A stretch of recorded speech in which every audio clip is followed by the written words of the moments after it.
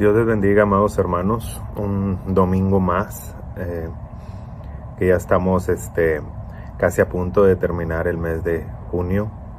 Y el día de hoy, el Señor nos da una palabra que nos insta, ahora que estamos por regresar a nuestras actividades de nuevo, a no olvidar nuestro ministerio, el llamamiento que Dios nos ha hecho, el cumplir de una manera efectiva y eficaz este llamamiento o este ministerio que Dios nos ha dado.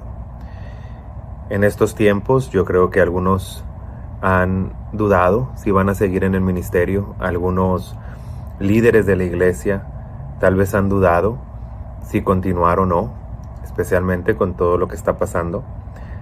Pero la verdad es de que el ministerio, el llamamiento son irrevocables y de que Dios demanda de nosotros la responsabilidad que conlleva cada uno de los ministerios que se nos ha sido entregado, cada uno de esos dones preciosos que Dios ha puesto sobre cada uno de nosotros, y que no se acaban por una contingencia, no expiran, sino que son para siempre. Dios escoge a personas, ha escogido en el pasado, y no dudo que sigue escogiendo personas para un ministerio en particular, pero también ha hecho el llamado general a todos nosotros, los que creemos en Él. Ir por todo el mundo y predicar el Evangelio, enseñarles todas las cosas, que las guarden, y que sepan, ¿verdad?, que estoy con vosotros todos los días hasta el fin del mundo, y que también se bauticen, ¿verdad? Entonces, son cosas muy maravillosas, un ministerio muy completo el que Jesucristo nos ha dejado a todos nosotros. Pero hay ministerios particulares que Dios ha puesto sobre el corazón de diferentes individuos. Y a veces nosotros ponemos excusas para no cumplir con este ministerio que Dios nos ha dado. Yo los voy a llevar a que me acompañen a través de algunas escrituras que vamos a estar mencionando el día de hoy, pero más que nada vamos a centralizarnos en Jeremías capítulo 1, y fíjese lo que dice el verso 4 en adelante. Vamos a estar leyendo del verso 4 hasta el verso 10. Fíjese lo que dice estos 6 versículos. Vino pues palabra de Jehová a mí diciendo: antes que te formases en el vientre te conocí, y antes que nacieses te santifiqué, y te di por profeta a las naciones. Dice también: y yo dije: Señor Jehová, he aquí no sé hablar porque soy un niño. Y me dijo Jehová: no digas soy un niño, porque todo lo que te envíe irás tú, y dirás todo lo que te mande. No temas delante de ellos, porque yo contigo estoy para librarte. Dice Jehová, y extendió Jehová su mano y tocó mi boca, y me dijo Jehová: he aquí he puesto mis palabras en tu boca. Mira que te he puesto en este día sobre naciones y sobre reinos, para arrancar y para destruir, para arruinar y para derribar, para edificar y para plantar. La palabra del Señor, hermano, y el ministerio vienen de parte de Dios a tu vida. Yo no sé qué ministerio en particular Dios te ha mandado a ti a ejercer, pero es tiempo de reactivarte. Muchas veces podemos pasar por un descanso, podemos pasar por un momento de sosiego, pero tarde o temprano tenemos que volver a la carga. Tarde o temprano tenemos que regresar de nuevo. ¿Por qué? Porque nosotros somos todo el tiempo soldados, hermanos. No sé si usted está familiarizado con los términos militares, pero cuando uno es un soldado y uno termina su temporada, uno regresa a casa, puedes trabajar, pero tú nunca dejas de ser un soldado. Y a ti se te puede llamar a trabajar otra vez. Se te puede llamar al ejército de nuevo en cualquier momento. La palabra que se usa es reactivarte. Te pueden reactivar en cualquier momento. Eres un soldado que estás ahí. Se te permite hacer la vida que tú quieras hacer, pero debes de recordar que tú tienes un entrenamiento, tienes un conocimiento que, si es necesario, se tiene que volver a reactivar y tienes que volver a ejercer en ese ministerio que ya tienes dentro de la armada o dentro de cualquier tipo de área militar. Y es de la misma manera en que nosotros estamos en esta milicia. Pablo de hecho usa esa palabra, milicia. Está hablando de soldados, está hablando de personas a las que se les ha dado un entrenamiento, han pasado por un estudio, por la experiencia del Señor, y que en cualquier momento Dios te puede reactivar para un trabajo en específico, aunque ahorita te esté dando un descanso. Jeremías no sabía nada de esto. Él era solamente un sacerdote. Estaba en la compañía de los sacerdotes que estuvieron en Anatot, ¿sí? Venían en la tierra de Benjamín. Y aquí dice, ¿verdad? Palabras de Jeremías, hijo de Hilcías, de los sacerdotes que estuvieron en Anatot. Entonces nos está hablando que él venía de una población que se encontraba en la tierra de Benjamín, pero que venía del área del sacerdocio. Él servía y él no sabía nada de esto. Él no sabía que Dios lo iba a usar como un profeta. De hecho, no era un niño, como dice aquí, era un joven cuando Dios le llamó. Solamente que acuérdese que los niños, sí, bueno, en realidad era un adolescente. Los niños en Israel dejan de ser niños a los 12 años. Entonces estamos hablando de que más o menos el profeta tenía entre 10 y 12 años cuando esta visión apareció a su vida. Y él estaba ya en su entrenamiento para toda la obra que se hacía en el templo. Entonces, aquí nos dice claramente cómo el Señor se manifestó en la vida de este profeta en particular. Y déjeme decirle que se le considera como el profeta que con la lengua más afilada que haya existido. Y es el único que nadie pudo tocar. Digo, si lo comparamos con los otros, como por ejemplo lo podemos comparar con Isaías. Isaías murió, lo metieron en un tronco y lo aserraron por la mitad. Si vemos a Ezequiel, que Dios utilizaba cosas literales para hacer alusión a cosas espirituales, como por ejemplo, no vas a llorar por tu esposa, porque si tú lloras por ella, es como si yo llorara por Israel, entonces yo no voy a llorar tampoco por Israel. Cuando le dice, cose tu comida en estiércol, porque así es como me saben a mí todos los sacrificios que hacen, ¿sí? O cuando le dice, ¿verdad? Vas a dormir de ciertos tiempos, te vas a cortar la barba, el cabello, y lo vas a esparcir al aire, lo vas a quemar a fuego. Todo eso eran cosas que Dios estaba haciendo con la vida del profeta y que no es fácil. O me van a decir acerca de Oseas, ¿verdad? Y todo lo que él sufrió. O podríamos también compararlo tal vez con Daniel, que se lo llevaron cautivo. ¿Con quién vamos a comparar a Jeremías? Si a Jeremías nunca le pasó nada. Al contrario, cuando estaba en la cárcel, fueron y lo liberaron, porque habían oído que él era un profeta de Dios. Nunca nadie le pudo hacer frente. Dios había hecho su rostro como el de los pedernales. Él estaba con él, el Señor estaba con él como poderoso gigante. No había nadie que pudiera hacerle frente a Jeremías. Y él fue el más agresivo en su manera de hablar, en su manera de confrontar a la monarquía, en su manera de confrontar las cosas. Él nunca se detuvo a hablar. Pero él decía, soy un niño, ¿qué quieres que yo haga? Yo no tengo la experiencia, ¿por qué no usas a otra persona? Hay muchas personas ahorita en Israel, hay sacerdotes de más experiencia, está mi padre, están otras personas que pueden ejercer este ministerio. Y ese es el primer pero que nosotros ponemos cuando Dios viene en nuestra vida. Es que tengo una familia, es que tengo un trabajo, es que tengo esto, es que no tengo la experiencia, yo soy recién convertido. A Dios le place hacer ciertas cosas, hermano, y usted tiene que someterse a esa voluntad. En ella le va la felicidad y la vida eterna. Vemos nosotros también, ¿verdad?, cómo hay personas que dicen, es que ¿quién se va a fijar en lo que yo pueda decir? Si yo soy nuevo. A veces somos nuevos, pero estás en tu primer amor, y muchas veces ese primer amor ya lo olvidaron el resto de los miembros que tienen como 30 años en la iglesia. Dios usa a las personas que tienen hambre y sed de justicia. Dios usa a las personas, hermano, que son misericordiosas. Dios usa a las personas que lloran por el sufrimiento de los demás. Dios usa a personas que no les importa ser vituperados por el nombre de Él. Dios usa, hermano, a las personas, ¿sí?, que tienen un corazón limpio, que tienen deseos de trabajar. ¿Usted cree que cuando Cristo no vino a la tierra no pudo haber escogido de los mentes más prominentes? ¿Por qué no escogió al anciano Nicodemo?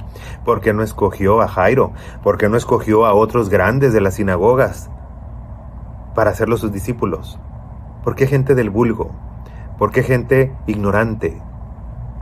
¿Usted sabía que de todos los apóstoles el único letrado de los que fueron apóstoles de Jesús? Claro que después el más inteligente fue Pablo, pero de los más letrados fue Judas. Judas, Mateo, Juan, Jacobo, y todos los demás no lo eran, hermano. Y sin embargo, una persona como Pedro, que era un pescador, en su primer discurso se convirtieron más de 3,000 personas, 5,000 personas. Tenían una manera de ejercer un ministerio limpio y puro, porque lo que tenían eran ganas de trabajar. Tenían fe, creían en Jesucristo. Y eso es todo lo que se necesita para que tú puedas ejercer un ministerio. Tener fe en Jesucristo. Tener esas ganas. Y claro, te vas a tener que preparar, porque Dios no usa tampoco gente ignorante. Dios preparó, Jesucristo estuvo preparando a los apóstoles antes de enviarlos, y tú te puedes preparar también.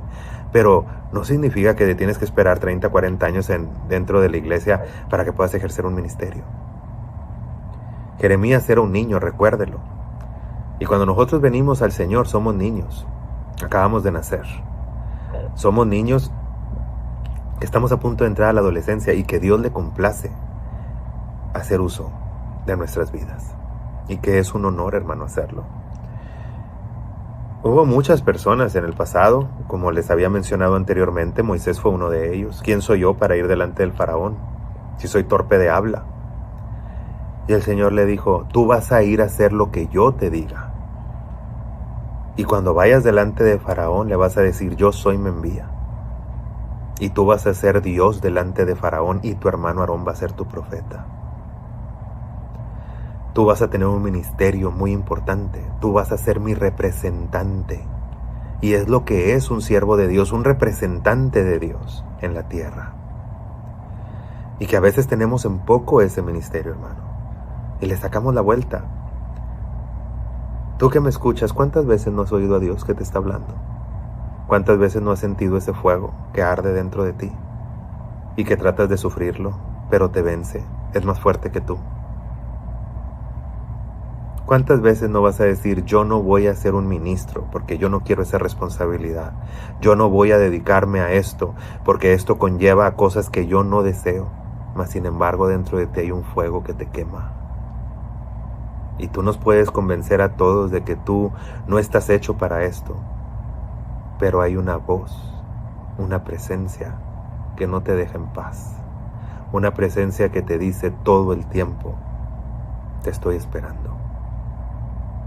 Y que está esperando a que tú le contestes, heme aquí, Señor, envíame a mí. Y dice la Escritura que Jeremías, el Señor le estaba dando ciertas pautas. La primera, no digas que eres un niño. Dios no le interesa si eres niño, si eres adulto, si eres inteligente, si no eres muy inteligente. No le interesa porque no lo vas a hacer tú. Moisés le dijo, si tú no vas conmigo, yo no voy. ¿Quién soy yo para ir delante del faraón? Lo vas a hacer porque yo voy contigo. No es quién eres tú, es quien te acompaña. Él lo está haciendo. Jesucristo les dijo, no se apuren lo que ustedes vayan a hablar, no se tienen por qué preocupar por lo que vayan a hablar, porque el Espíritu Santo los va a hacer hablar y ustedes van a hablar lo que se tiene que hablar en ese momento. Entonces, ¿qué pero le vamos a poner al Señor? Porque todo lo que te envíe irás tú y dirás todo lo que yo te mande. No temas delante de ellos. Es todo lo que el Señor nos ha dicho a todos los ministros. Cuando apareció a Josué le dijo: nunca se apartará de tu boca este libro de la ley, sino que de día y de noche meditarás en él, para que guardes y hagas conforme a todo lo que en él está escrito. Porque entonces harás prosperar tu camino y todas las cosas te van a salir bien. Mira que te mando que te esfuerces, seas valiente, no temas ni desmayes, porque Jehová tu Dios estará contigo en donde quiera que tú vayas. Entonces nadie te va a poder hacer frente todos los días de tu vida. Está hablando el Señor. Cuando el Señor te manda, te capacita y te equipa y te protege. No vas solo, Él va. Él lo único que necesita es una persona con fe que ponga su pie firme y no tenga temor. Lo demás, Él se va a encargar. Una persona con fe es todo lo que Dios necesita para cambiar el curso de mucha gente. Pero necesitamos hacerlo, hermano. Necesitamos tener esa fe y creer. ¿Qué estamos esperando? ¿Están esperando como Esther? Es que el rey no me ha llamado. ¿Qué otro llamado quieres? Si el Señor mismo te ha dicho: id por todo el mundo y predicad el evangelio. Enséñales todo lo que has aprendido y que guarden todas las cosas. Enséñales que yo estoy con ellos todo el tiempo. Enséñales y bautízales. Y enséñales que existe un Espíritu Santo que aún bautiza todavía. ¿Qué otro ministerio queremos? ¿Qué llamado estamos esperando? ¿Por qué estamos encerrados dentro de la iglesia, dentro del palacio? Respiro y liberación, le dijo Malaquías. Le dijo el tío de Esther, Mardoqueo. Respiro y liberación va a venir para la gente de allá afuera. Pero ¿qué va a pasar contigo? Si cuando el Señor te estuvo llamando para que hicieras algo, decidiste cruzarte de brazos. El Señor está tocando a la puerta de nuestro corazón y llama. Si tú le abres la puerta, Él va a entrar a ti, va a cenar contigo, va a tener comunión. Pero si no, ¿qué va a suceder? Él va a ir a tocar otra puerta. Tú delante de ti tienes dos caminos, hermano. O sigues el ministerio que Dios te ha dado, o no lo sigues. Tienes opción. Pero qué triste vida va a ser vivir con la frustración de qué pudo haber sido mi ministerio, porque decidí no seguirlo. Necesitamos nosotros ser muy buenos, hermanos, muy buenos oidores. Aprender a escuchar, aprender a discernir y a entender lo que Dios nos está llamando. Dios te está llamando para algo excelente. Y es un honor, porque de toda la gente que hay en la tierra, tú eres uno de los pocos que Él está llamando. Ahora, ¿qué es lo que necesitamos? Dice que Jehová extendió su mano y tocó su boca, y le dijo Jehová: he aquí he puesto mis palabras en tu boca. A Isaías le pasó un poco diferente. Dice que él lo vio, y lo vio sentado sobre un trono alto y sublime. Y dice que cuando decían santo, santo, santo Jehová de los ejércitos, dice que temblaba todo el lugar. Y mientras que ese lugar temblaba, dice que vino uno de los seres angelicales y trajo un carbón que estaba encendido debajo del altar, y con él tocó su boca y le dijo: esto ha limpiado tu pecado, ahora ya puedes hablar, porque tus labios eran inmundos. Y se oyó una voz que dijo: ¿quién irá? Y Isaías dijo: heme aquí, envíame a mí. ¿Qué es lo que estamos esperando? ¿Qué es lo que estamos esperando para atender a lo que Dios nos está llamando? Fíjese que de todos los ministerios tienen una bendición. El Señor dice: no toquéis a mis ungidos ni a mis profetas. Ese es un respaldo de parte de Dios. Pero también dice que cada ministerio tiene una responsabilidad. Pero al que más se le exige de todos es al obispado. Todos los demás, Dios, por ejemplo, al profeta dice que dará cuenta de las palabras, y sabrán que es un profeta si su palabra se cumple o no, el testimonio que tenga. Los maestros, ¿verdad?, van a dar cuentas por cada alumno que tuvieron, lo que hablaron. igual cada uno de los otros ministerios, como el apostolado, que aunque ahora en realidad no hay un apóstol, ¿verdad? Porque la palabra apóstol conlleva que haya estado cerca de Jesús. Pero vamos a decir que los apóstoles modernos son muy parecidos a los misioneros. Misioneros que se ocupan de abrir iglesias en todas partes y de llevar el evangelio a cada rincón del mundo. Podemos decir que son parecidos a ellos en cuanto a ministerio, aunque no en autoridad, pero sí en ministerio. Entonces, podremos decir, también existen los presbíteros, ¿verdad? O los líderes de diferentes denominaciones y organizaciones. Ellos son los que se preocupan, ¿verdad? Porque todos los ministerios estén funcionando de una manera correcta dentro de la organización. Pero en realidad aquí todo lo resume y todo nace en un lugar, en el obispado, en la iglesia, en el pastorado. El pastorado realmente es el mayor y más importante de todos los ministerios. ¿Por qué? Porque ahí es donde nacemos todos, ahí es donde nos creamos todos, ahí es donde aprendemos todos y de ahí nacen todos los demás ministerios. Entonces, ese es al que le exige más. Y vamos a ver qué le exige. ¿Quiere ir conmigo?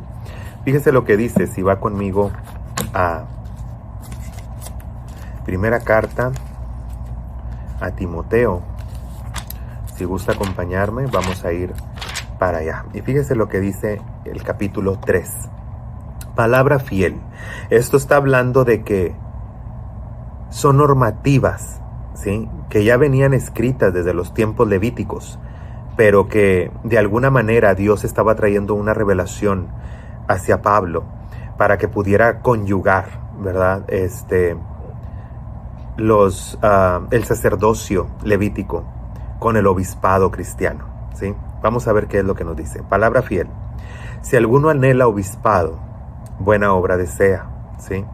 Pero es necesario que el obispo sea irreprensible, marido de una sola mujer, sobrio, prudente, decoroso, hospedador, apto para enseñar, no dado al vino, no pendenciero, no codicioso de ganancias deshonestas, sino amable, apacible, no avaro, que gobierne bien su casa, que tengan a sus hijos en sujeción con toda honestidad, pues el que no sabe gobernar su propia casa, ¿cómo cuidará de la iglesia del Señor?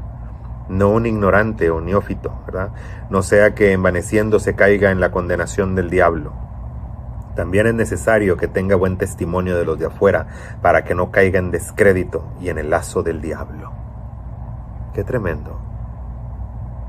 Ahora se da cuenta por qué la iglesia está tan deplorablemente decadente. Porque no todos los que la gobiernan están cumpliendo con estos requisitos.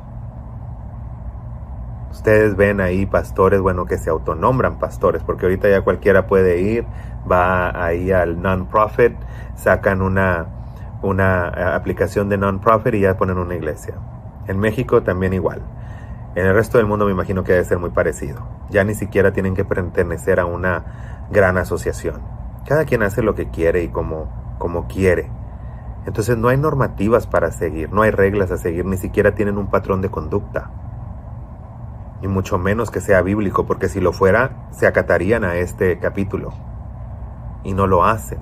Y por eso han caído en descrédito, han caído en el lazo del diablo. Por eso, ¿por qué? Porque les gusta el dinero. Les gusta hacer las cosas a su manera. Tienen más de una mujer, se divorcian y se vuelven a casar y hacen lo que quieren, ¿sí? No son sobrios, no son prudentes, no son hospedadores, ¿sí? Enseñan lo que quieren y a su conveniencia. La amabilidad, ni se diga. Ávaros, son de los primeros, ¿sí? Porque nomás para ellos y no ayudan a nadie, pero sí piden y reciben.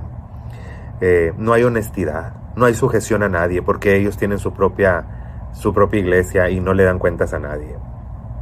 ¿Y en qué terminan? En que ni siquiera gobiernan bien a su familia. Los hijos viven como quieren, no se les sujeta ni la esposa, ni los hijos, ni nadie. Y así dirigen iglesias. Y ese es el problema, hermano. Ese es el problema. Por eso es necesario y es bueno y sano que se pertenezca a una organización. Porque al menos siempre va a haber un ministerio que está detrás del tuyo, que va a estar supervisando que hagas las cosas de una manera correcta, que estás sujeto a un líder, aunque tú seas pastor. Y eso es lo que sucede en muchas congregaciones, y por eso estamos viviendo como vivimos, ¿sí? Entonces, ¿qué podemos hacer? Guiarnos por la palabra, hermano. La palabra se escribió para algo. Esta palabra se pagó a precio de sangre. No para que nosotros la tengamos de adorno, para que nomás leamos que Dios es amor y que Dios es bueno y que Dios me quiere bendecir y que Dios me quiere bendecir económicamente. Nada más esas palabras se leen los domingos. No, dice Jesucristo que hay un lugar, ¿sí?, donde las almas van a dar cuando no se arrepienten. Dice que el fuego no se apaga y el gusano no muere. Dice que están atormentados día y noche por los siglos. Dice también que si tú pecas deliberadamente después de haber recibido la sangre sanadora de Cristo, entonces ya no hay más para ti más que una expectación horrenda de juicio. Pero eso no se lee en las iglesias. No se lee en las iglesias que tú debes de ser, que tú debes de dar para recibir. No se lee en las iglesias, ¿sí?, que tú tienes que amar a tu prójimo como a ti mismo, negarte a ti mismo para ayudar a los demás. Eso ya no se lee. Que tengas que ponerle otra mejilla, tampoco se lee. Que no debes de juzgar a los demás, tampoco se lee. Y no se lee porque cada uno quiere hacer lo que quiere, porque quiere acomodar el evangelio, porque lo que le interesa es tener gente para recibir diezmos. Y eso es un error. Eso es un error que se paga, hermano. Porque nosotros pensamos, mira, ese anda haciendo lo que quiere y le va muy bien, sí. Porque él es un engañador y los que quieren vivir de esa manera van a ser engañados. Y Dios lo permite. Dice, Dios envía un poder engañoso para que crean a la mentira, a fin de que todos aquellos que les guste esa vida sean engañados y perezcan junto con ellos. La Biblia no cambia, Dios no cambia, Dios es el mismo de ayer, hoy y por siempre. Y el mismo que te dijo que tienes que llevar un obispado de una manera correcta, es el mismo que te está diciendo que lo sigas llevando hoy. Él no cambia. La palabra es la única que es lámpara a nuestros pies y lumbrera a nuestro camino. Es por la que nos guiamos. No nos guiamos porque al pastor se le ocurrió decir esto, o al otro líder, o al profeta anda profetizando esto. El profeta, para empezar, debe de estar callado. El profeta nada más debe de hablar cuando tiene que corregir algo que se está alterando de la palabra de Dios en una congregación. Porque si usted se va a la historia, los profetas hablaron para redarguir al pueblo, para llamarle la atención y para ofrecerles una salida de salvación. Pero nunca les anduvieron hablando para decirles, mira que Dios te va a dar dinero y te va a dar esto y te va a dar lo otro y eres una gran persona. Todo eso no es profeta de Dios. Todo eso es persona que te quiere decir lo que tú quieres oír para seguir sacándote dinero. Eso es mentira. Y si tú le crees vas a ser engañado y donde él termine vas a terminar tú también. La palabra de Dios nos dice que tenemos que ser serios en la palabra. Respetar la palabra del Señor. Ser aptos para el ministerio. Y si Dios te está llamando a un ministerio, tú debes de responderle favorablemente. Porque la palabra de Dios nos habla a hacer estas cosas. Y fíjese lo que dice más adelante. Vamos a hablar ahora en Efesios, si quiere ir conmigo. Fíjese que Efesios en realidad no fue escrita a los Efesios. Se mandó la carta a los Efesios, pero no dice carta de Pablo a los Efesios. Nomás dice carta de Pablo a los hermanos. ¿Sí? Entonces vamos a ver qué nos dice aquí. En la historia sí es. Pero fíjese, le quiero leer algo muy importante. Fíjese lo que dice aquí la palabra de Dios. Fíjese lo que dice Pablo en el capítulo 3. Por esta causa yo, Pablo, prisionero en Cristo Jesús por vosotros los gentiles, y que habéis oído la administración de la gracia de Dios que me fue dada para vosotros. Nos está hablando, ¿verdad?, de estas palabras. Y fíjese lo que dice, también es el capítulo 3. Si es que habéis oído la administración de la gracia de Dios que me fue dada por vosotros, que por revelación me fue declarado el ministerio, como antes lo he escrito brevemente, leyendo lo cual habéis podido entender, cuál sea mi conocimiento en el ministerio de Cristo, misterio en que otras generaciones se dio a conocer a los hijos de los hombres, como ahora os he revelado a sus santos apóstoles y profetas por el Espíritu, que los gentiles son coherederos y miembros del cuerpo, ¿verdad? Ya les empieza, Pablo incluso su ministerio no se olvidaba en medio de una tribulación, ni en medio de un momento difícil de su vida. Y aquí es donde nosotros tenemos que considerar, porque a veces el ministerio nos va a llevar a situaciones difíciles, nos va a llevar a pasar por padecimientos, pero eso no nos quita, hermano, la bendición de pertenecer al cuerpo de Cristo y de encabezar la iglesia del Señor. También tiene su herencia. Y fíjese lo que dice. ¿Cómo debemos andar nosotros? ¿Cómo debe de estar un ministerio? Sed pues imitadores de Dios como hijos amados y andad en el amor como también Cristo nos amó. Esto es el capítulo 5 de Efesios. Y se entregó a sí mismo por vosotros ofrenda y sacrificio en olor fragante. Nos está dando a entender que nosotros debemos de imitar a Cristo en la manera en que Él se entregó por la iglesia. Nosotros como ministros debemos de hacer lo mismo. Dios nos habla a ser responsables. Y todavía nos dice más adelante que no participemos de las obras infructuosas de las tinieblas, que las reprendamos, que despertemos de entre los muertos, que Cristo nos alumbre, que seamos sensatos, que no nos embriaguemos con vino. Nos está repitiendo una y otra vez lo mismo a través de sus cartas. ¿Cómo debemos de fungir en nuestro ministerio? ¿Cómo debemos nosotros de ser de acuerdo a los ministerios? Y aquí es donde nosotros debemos de ver esto. Sí hay diferentes ministerios y operaciones. ¿Por qué no me acompaña a Romanos capítulo 12? Y usted dígame si se ha identificado con algunos de estos labores. Aunque aquí se les llama dones motivacionales, en realidad no son dones. En realidad son ministerios que motivan. O deberes, ¿verdad? Que motivan a que tú hagas algo más. Y fíjese lo que dice aquí. Si usted ha de saber, existen 27 dones en el Nuevo Testamento. Y esos 27 dones están plasmados en la Biblia para que usted y yo podamos identificarnos con alguno de ellos. Y si nos vamos nosotros en el pasado, hay todavía más, ¿sí? Pero fíjese lo que dice aquí la Escritura, si usted quiere seguirme, en el capítulo 12 de Romanos. Y fíjese lo que dice. Dice lo siguiente, en el verso 4.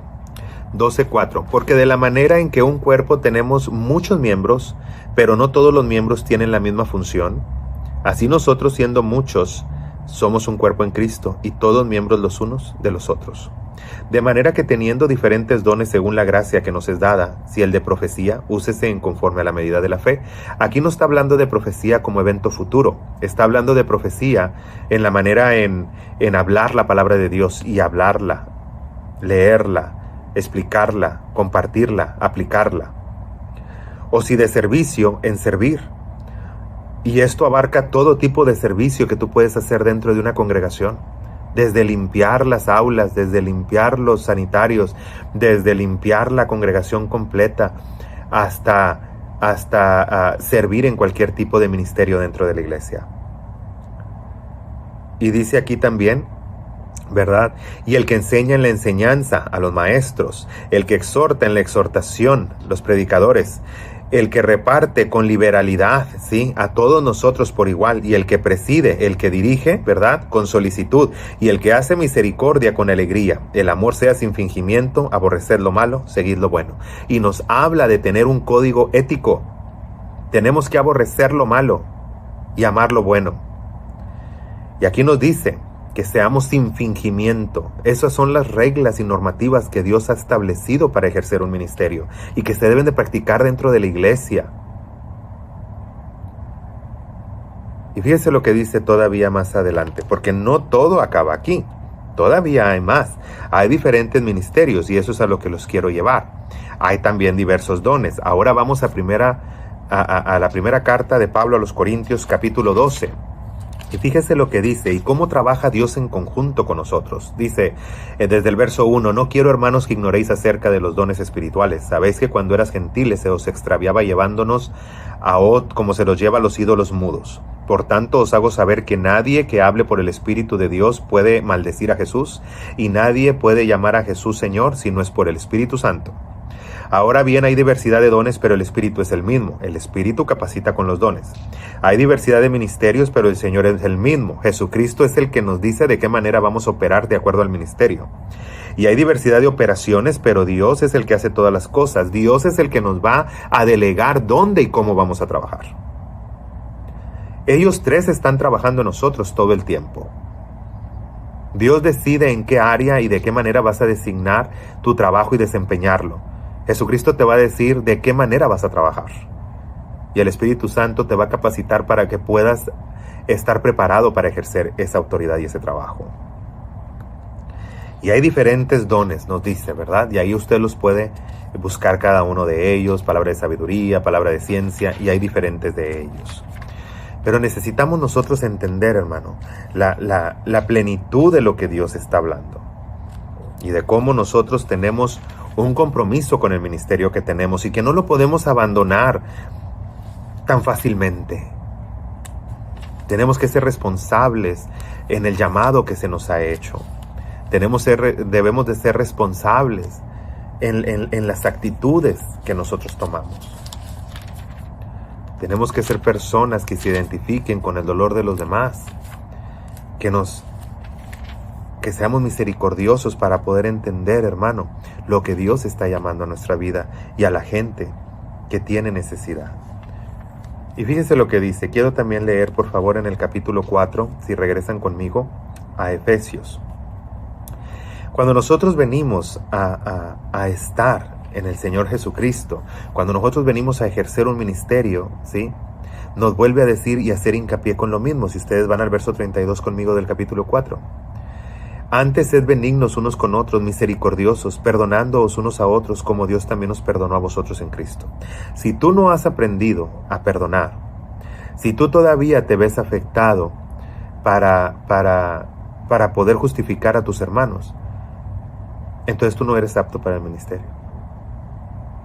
Una persona que es apta para el ministerio es una persona que está dispuesta a ayudar a los demás, a ver con los ojos de Cristo, a no aceptar ofensas personales, sino que debemos nosotros de seguir adelante. Y fíjese, vamos antes de salir de la carta de los Efesios y regresar a donde estábamos con Jeremías. Fíjese lo que dice la Escritura. Capítulo 2 de Efesios, verso 11. Por tanto, acordaos de que en otro tiempo vosotros los gentiles en cuanto a la carne éramos llamados sin circuncisión, pero la llamada circuncisión hecha con mano en la carne. En aquel tiempo estaba sin Cristo, alejados de la ciudadanía de Israel y ajenos a los pactos de la promesa. Ahora en Cristo Jesús vosotros en otro tiempo estábamos lejos, ahora estamos cerca. Y fíjese cómo termina esto. Debemos de edificarnos cada uno de nosotros ¿sobre qué? Fíjese lo que dice el verso 20. Edificados sobre el fundamento de los apóstoles y profetas, siendo la principal piedra del ángulo Jesucristo mismo. No podemos ejercer un ministerio si no estamos plasmados en la palabra, hermano. Jesucristo es el ancla, ¿sí? Es la piedra angular. Es la piedra donde se sostiene la Escritura, donde se sostienen los profetas, donde se sostienen los apóstoles. Te está hablando del Antiguo y del Nuevo Testamento. Te está hablando de la palabra completa que tienes escrita. Ese es el eslabón correcto para que nosotros podamos llevar un ministerio. No podemos acomodar nuestro ministerio para quedar bien con la gente. O quedas bien con el hombre o quedas bien con Dios. No vas a quedar bien con los dos. ¿Qué dice el Salmo 118:8? Es mejor que confiar en Jehová que en el hombre. No sé si tú estés huyendo de tu ministerio. Ha habido otros en el pasado que lo han hecho. Jonás, por ejemplo. Dios le dijo, zarpa para Nínive, y se fue a Tarsis, lo que ahora conocemos como España. Si tú te ves geográficamente, ¿sí?, Dios le estaba diciendo, ve hacia el norte, y él se fue. ¿Hacia dónde? Hacia el oeste. Se fue a un lado contrario. Y sin embargo, ¿verdad? Fíjese, Nínive estaba, a ver si me pueden ver aquí con las manos. Jonás estaba donde está mi cabeza. Nínive estaba aquí. Aquí. Y donde está vamos a decir, mi mirada, ahí estaba Jonás. Aquí estaba Nínive. Tarsis estaba acá. Entonces, si te están diciendo ve para acá, ¿Por qué vas para acá? Porque quería llevar la contra y irse al lado contrario. Y muchas veces así estamos nosotros, llevándole la contra a Dios. Por eso no eres feliz. Por eso te sientes incompleto. Porque Dios te ha dado un ministerio y tú estás siendo negligente y no lo quieres ejercer. Y no vas a ser feliz. Y nadie va a llenar ese ministerio. Ni el amor de tu esposa, ni de tu esposo, ni el amor de tus hijos, ni el amor de un amigo, ni nada, ni la familia, ¿sí? Ni las fiestas, ni las carnes asadas, ¿sí? Ni nada, ni el ejercicio, ni el dinero, ni el trabajo.